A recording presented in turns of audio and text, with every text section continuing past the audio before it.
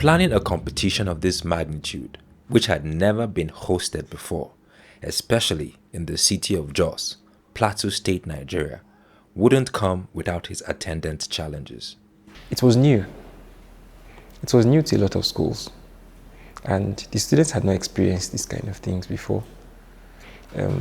The average high school assumed that it was a profit-driven initiative for our sake, but as they continued to interact with it from the first stage, the second stage, they realized that this was actually aimed at them. So a challenge was acceptance. A couple of schools and institutions declined. So acceptance was one. So because we sought to keep the standard very high, the students struggled at the beginning. So it was as they grew into the events, they grew into the different stages, they became more comfortable with the whole system. Our students have never done coding before, and boy, it would be interesting for them to participate. I met the head of school. He was reluctant at first. He was, Mr. Lasisi, these children don't know anything about coding, and you want to take them to a coding competition, and we're a new school. If you go there to tarnish our image, what will become of us? And I told him that I trust our learners, and I believe if we put them in the right path, they will definitely excel. And he was, okay, if you think you can do it, go ahead.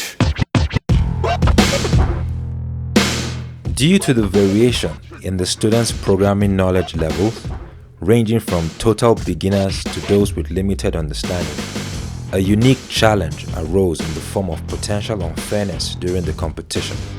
To address this issue, the instructors from AXIA Hub embarked on a visit to the participating schools to bridge the knowledge gap among the participants, ensuring that every student had the necessary foundation and understanding to compete on an equal footing. I was able to help them out by instructing them and at least showing them some of the basic things they should know before they embark on the challenge, because they would definitely face a lot of students that actually have a background or a knowledge in the programming field. So I was able to explain basic concepts to them and at least teach them the major things they should know before, just to make them prepared for the challenge. Just seeing their enthusiastic face when we got to the school, like seeing people are interested in tech, especially children and kids from that level. It was beautiful. A few students that I interacted with they didn't really have a background in programming. They were just taught theoretical parts of programming. So it wasn't really a strong foundation for me on my own part. So I felt there was a lot of work to be done. So my interaction with them was I was trying to make them see the fun in programming itself. They shouldn't take it as a difficult task or a difficult field to embark in. Everybody uses technological devices. So I would say to a certain extent I'm computer literate, but in terms of programming, I was a beginner. The three competitors from our school were beginners.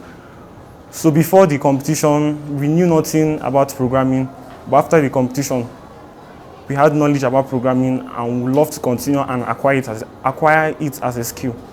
Before I met AXIA Hub, I had a little bit knowledge on programming.